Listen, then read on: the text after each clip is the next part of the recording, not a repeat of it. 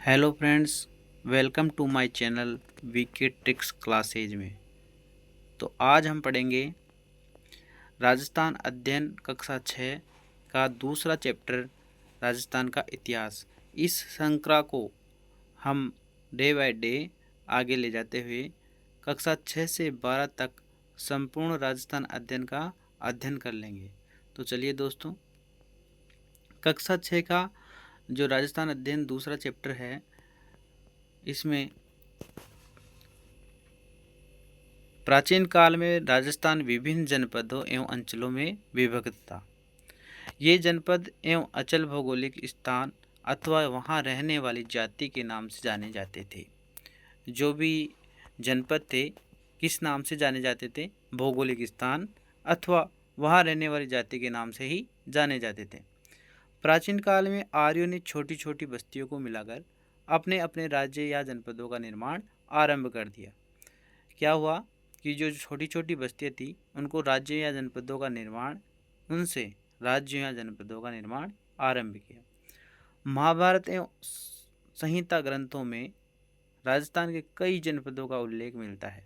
कहाँ मिलता है? जो महाभारत या संहिता ग्रंथ है उनमें राजस्थान के कई जनपदों के नाम मिलते हैं। ऋग्वेद सहित पौराणिक ग्रंथों रामायण, चरक संहिता, महाभारत एवं बृहद संहिता में मरु प्रदेश का नाम आता है। जो ऋग्वेद है उसके साथ साथ पौराणिक ग्रंथ है, जैसे रामायण हुआ, चरक संहिता हुई, महाभारत हुई, बृहद संहिता हुई, इनमें क्या है? राजस्थान का नाम मरु प्रदेश के नाम से आता है। मरु प्रदेश जो है इसका प्रयोग वाल्मीकि ने किया था। अब आप सभी लोग जानते हैं वाल्मीकि रामायण के रचयिता है। आर्यों का प्रारंभिक जनतंत्र था जिसमें वर्तमान के बीकानेर, नागौर, चूरू, गंगानगर, जैसलमेर एवं बाड़मेर जिले कुछ भाग सम्मिलित थे। कालांतर में इस क्षेत्र में कुछ विस्तार के साथ कुरु, मद्र तथा जंगल नामक जनपदों का भी निर्माण हुआ। अब जंगल प्रदेश देखेंगे। नागौर, बीकानेर एवं जोधपुर का कुछ भाग सम्मिलित था। इसकी राजधानी जो है अहिछत्रपुर थी। पूछा जा सकता है कि जंगल प्रदेश की राजधानी कौन सी थी? तो अहिछत्रपुर थी, जिसका साम्य वर्तमान नागौर से प्रतीत होता है। और जो अहिछत्रपुर है वो नागौर में ही वर्तमान में प्रतीत होता है। पौराणिक मान्यताओं के अनुसार यादव वंश के बलराम एवं कृष्ण द्वारिका जाते समय इस क्षेत्र से गुजरे थे। देखो, पौराणिक मान्यताएं हैं, कोई ऑथेंटिक चीज़ नहीं है। उनके अनुसार यादव वंश के बलराम एवं श्री कृष्ण जो थे वो इसी क्षेत्र से गुजरे थे। किस क्षेत्र से? जांगल प्रदेश नाम के क्षेत्र जो है नागौर में, यही उत्तर प्रदेश की राजधानी है। आगे देखते हैं मत्स्य जनपद। मत्स्य जनपद, इसका उल्लेख कहाँ है? तो ऋग्वेद में मिलता है। महाभारत काल में मत्स्य जनपद की राजधानी कौन सी थी? तो विराटनगर, बेराट थी। यह जनपद अलवर एवं जयपुर के मध्य स्थित था। इस स्थान का वर्णन चीनी यात्री युआनचांग या ह्वेनसांग ने किया था। देखो, मत्स्य जनपद है और इसकी राजधानी कौन सी है? तो विराटनगर है, जो विराट के नाम से भी जानी जाती है। ये कहाँ कहाँ फैला हुआ है? तो अलवर एवं जयपुर के मध्य फैला हुआ है। और इसका वर्णन कौन करता है? तो युआनचांग या ह्वेनसांग, जो कि एक चीनी यात्री था, तो इसका वर्णन किया है। आगे देखते हैं सूरसेन। सूरसेन जो है भरतपुर, धौलपुर तथा करौली के अधिकतर भूभाग प्राचीन सूरसेन जनपद में सम्मिलित थे। इस जनपद की राजधानी मथुरा थी। सूरसेन की अगर राजधानी पूछे तो कौन सी थी? मथुरा थी। 4वीं शताब्दी ईस्वी पूर्व के यूनानी लेखों ने सिकंदर के साथ सूरसेन या सोवरसेन का उल्लेख किया है। कहाँ इसका उल्लेख मिलता है? तो सिकंदर के समय जो 4वीं शताब्दी है वहाँ पूर्व में यूनानी लेखकों ने इसका उल्लेख किया है। बयाना प्रस्तुति में सूरसेन नामक राजवंश का वर्णन मिलता है। इनमें अपने साहस और शौर्य के लिए प्रसिद्ध मालव, सीवी, अर्जुनायन आदि जातियां प्रमुख थी। कौन कौन सी जातियां इस जो सूरसेन में प्रसिद्ध थी? तो शौर्य के लिए प्रसिद्ध मालव, सीवी, अर्जुनायन आदि जातियां जो है इसमें प्रसिद्ध थी। अब सीवी जनपद आ गए। तो सीवी जनपद में क्या है? आधुनिक उदयपुर। कहाँ? उदयपुर के पूर्वी, पश्चिमी तथा उत्तरी संभागीय प्रदेश सीवी जनपद के नाम से जाना जाता था। कहाँ पूछे? तो उदयपुर के पूर्वी, पश्चिमी और उत्तरी संभागीय प्रदेश जो है सीवी जनपद के नाम से जाना जाता था। इसकी राजधानी मध्यमिका थी, जिसे हम मध्यमिका भी कहा जाता था। इस जनपद के अवशेष चित्तौड़ के पास नगरी नामक गांव में मिलते हैं। कहाँ मिलते हैं? जो चित्तौड़ के पास नगरी नामक गांव है वहाँ इसके अवशेष मिलते हैं। इस भूभाग को मेदपाट, मेवाड़ या प्रागपाट भी कहा जाता है। इस भूभाग को क्या कहा जाता है? मेदपाट, मेवाड़, प्रागपाट भी कहा जाता है। फिर देखते हैं अर्जुनायन। भरतपुर अलवर प्रांत के अर्जुनायन अपने विजयों के लिए प्रसिद्ध थे। अर्जुनायनों ने मालवों के साथ साथ मिलकर विदेशी क्षत्रपों को परास्त किया था। अर्जुनायन हैं जो भरतपुर अलवर के प्रांत के अर्जुनायन अपने विजयों के लिए प्रसिद्ध थे और अर्जुनायनों ने मालवों के साथ साथ मिलकर विदेशी क्षत्रपों को भी परास्त किया था। नेक्स्ट देखते हैं मालव। शक्ति का केंद्र जयपुर के निकट था, जो वर्तमान में टोंक जिले में स्थित है। जो है ये कहाँ है पूछा जाए तो ये कहाँ है? तो टोंक जिले में स्थित है। टोंक प्रतापगढ़ एवं झालावाड़ का क्षेत्र मालव देश के अंतर्गत आता है।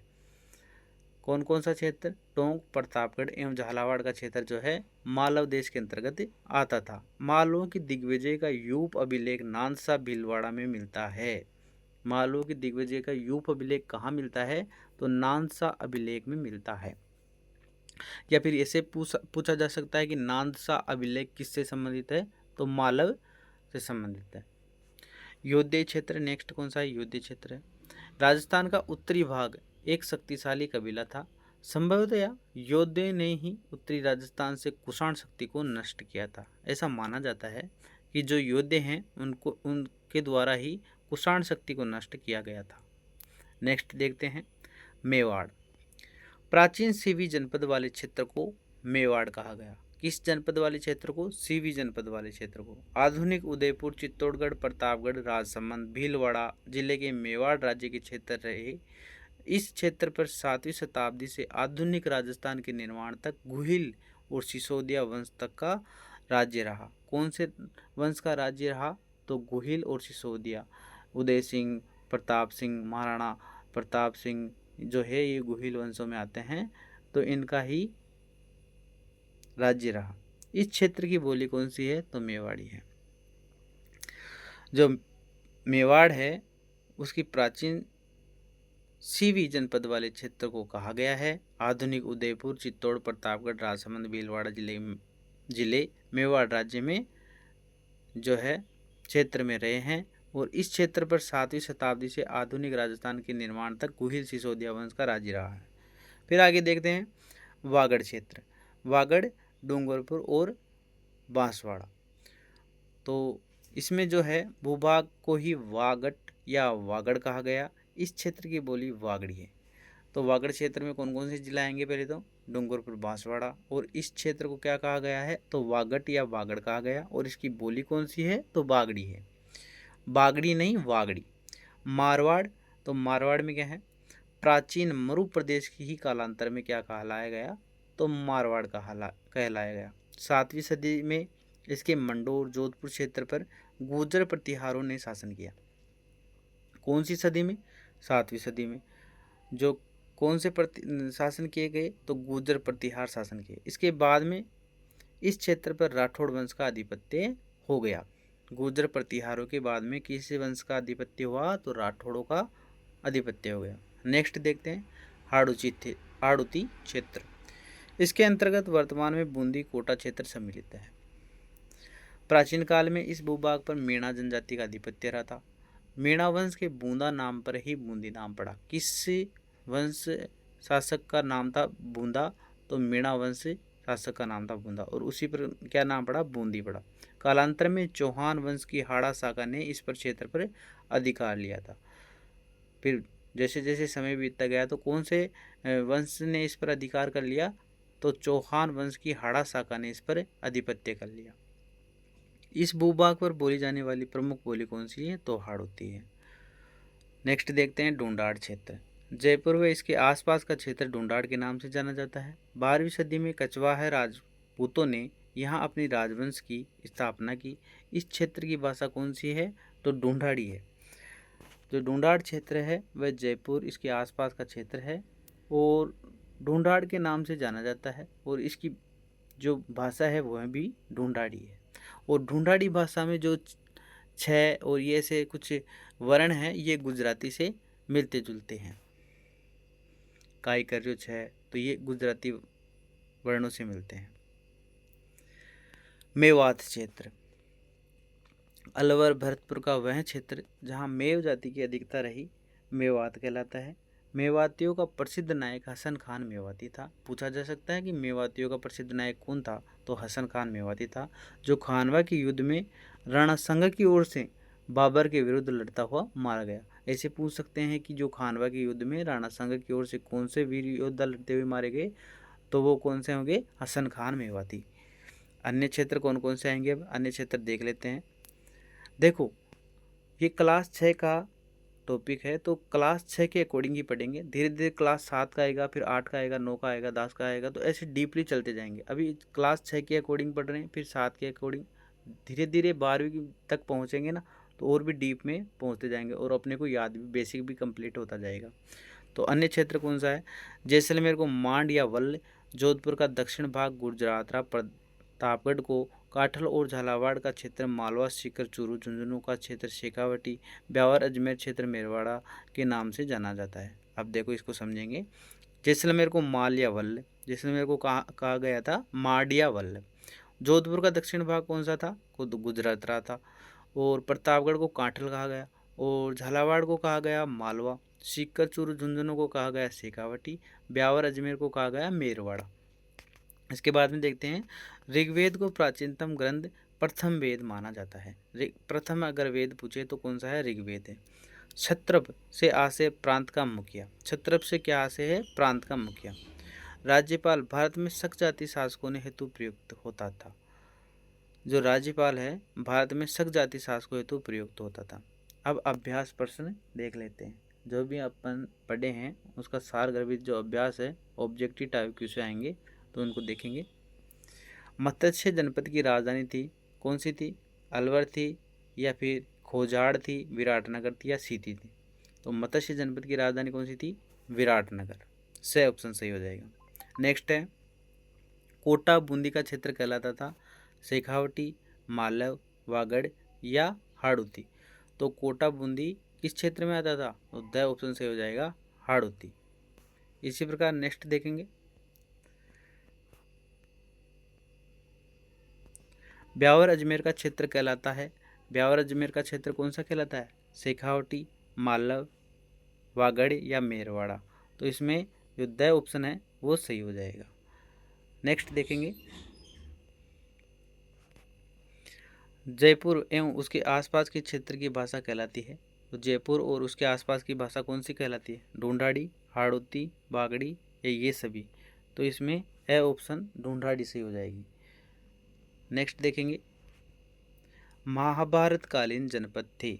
महाभारत कालीन जनपद कौन कौन से थे, शेखावटी, हाड़ौती, मरु, मत्स्य या मेरवाड़ा, गुजरात। तो इसमें कौन सा, मत्स्य। से ऑप्शन सही हो जाएगा। नेक्स्ट देखेंगे, प्राचीनतम ग्रंथ प्रथम वेद माना जाता है, सामवेद, ऋग्वेद, यजुर्वेद या फिर अर्थवेद। तो इसमें कौन सा ऑप्शन सही हो जाएगा, तो इसमें ऋग्वेद सही हो जाएगा। नेक्स्ट देखेंगे, शेखावटी में सम्मिलित जिले हैं। शेखावटी में कौन से सम्मिलित जिले हैं, तो जयपुर, सीकर, झुंझुनू है। तो जयपुर तो आता है ढूंढाड़ी में, सीकर, नागौर, चूरू, तो नागौर भी नहीं आएगा, अलवर, भरतपुर, धौलपुर, तो ये भी नहीं होगा। तो कौन सा होगा, स ऑप्शन, सीकर, चूरू, झुंझुनू। कौन सा हो जाएगा, स ऑप्शन, सॉरी स ऑप्शन। आगे चलते हैं, खानवा के युद्ध में राणा विरुद्ध के लड़ते हुए मारा गया सांगा की ओर से बाबर के जो सेना नायक थे वह थे कौन से थे, अभी अभी अपना जी ने चर्चा की है। अली मोहम्मद खान थे या हारून मेवाती या फिर सलीम खान थे या फिर हसन खान मेवाती थे। ए ब सैद है, कौन सा होगा इसमें, इसमें होगा हसन खान मेवाती। कौन सा होगा, हसन खान मेवाती, द ऑप्शन। आगे चलते हैं, मालव देश के अंतर्गत कौन सा क्षेत्र आता था, तो मालव देश के अंतर्गत कौन सा क्षेत्र आता था, टोंक, प्रतापगढ़, झालावाड़। ए ऑप्शन सही है, या फिर ब टोंक दौसा झालावाड़, या फिर स सीकर चूरू झुंझुनू, या फिर द अलवर भरतपुर धौलपुर। तो इसमें कौन सा हो जाएगा सही, ए वाला, टोंक प्रतापगढ़ और झालावाड़।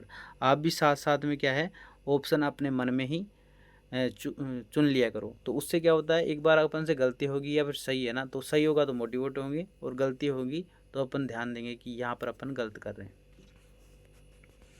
सीवी जनपद की राजधानी थी, तो सीवी जनपद की राजधानी कौन सी थी, तो इसमें द ऑप्शन हो जाएगा मध्यमिका। कौन सा ऑप्शन हो जाएगा, द मध्यमिका। सीवी जनपद की राजधानी कौन सी थी, तो मध्यमिका। 11वां प्रश्न है, बयाना परिस्थिति से किस राजवंश का वर्णन मिलता है, मालव, सूरसेन, गुर्जर और राजपूत। तो कौन सा हो जाएगा इसमें, बयाना परिस्थिति से किस राजवंश का वर्णन मिलता है, तो ब ऑप्शन से हो जाएगा। कौन सा ऑप्शन, ब ऑप्शन। आगे देखते हैं, मत्स्य जनपद का उल्लेख किस वेद में मिलता है। मत्स्य जनपद का उल्लेख जो है किस वेद में मिलेगा, तो इसमें सामवेद आ गया, ऋग्वेद आ गया, यजुर्वेद या अथर्ववेद। कौन से में है, तो ऋग्वेद में। नेक्स्ट चलते हैं, प्राचीन समय में गुहिल सिसोदिया वंश का राज्य रहा। प्राचीन समय में गुहिल और सिसोदिया वंश का राज्य कहाँ रहा, तो मेवाड़ में रहा, अजमेर में रहा, या फिर शेखावटी में रहा, या गुजरात में रहा। तो ये कहाँ रहा, ए ऑप्शन मेवाड़ में। और आप बताओगे कि जो है गुहिल वंश का प्रथम शासक कौन था, कमेंट में लिखोगे। 4वीं शताब्दी ईस्वी पूर्व के यूनानी लेखकों ने किस सिकंदर के समय किस जनपद का उल्लेख किया है। क्वेश्चन क्या है, 4वीं शताब्दी ईस्वी पूर्व में जो यूनानी लेखकों ने सिकंदर के समय किस जनपद का उल्लेख किया है। तो सिकंदर का कौन सा समय था, 4वीं शताब्दी। इसमें यूनानी लेखक क्या लिखते हैं, तो ये है किसका उल्लेख करेंगे, या सीवी का करेंगे, मेदपाड़ का करेंगे, सूरसेन का करेंगे, या कुरु का करेंगे। तो इसमें कौन सा आ जाएगा, सी सूरसेन का करेंगे। तो धन्यवाद दोस्तों, शुरू से अंत तक आप वीडियो देखें। तो अगर चैनल पर बने हो तो लाइक, सब्सक्राइब और कमेंट कीजिए। और ऐसे ही अपन धीरे धीरे कक्षा 12 तक के संपूर्ण राजस्थान अध्ययन को कवर कर लेंगे, और अपना कॉन्फिडेंस लेवल जो है मजबूत हो जाएगा।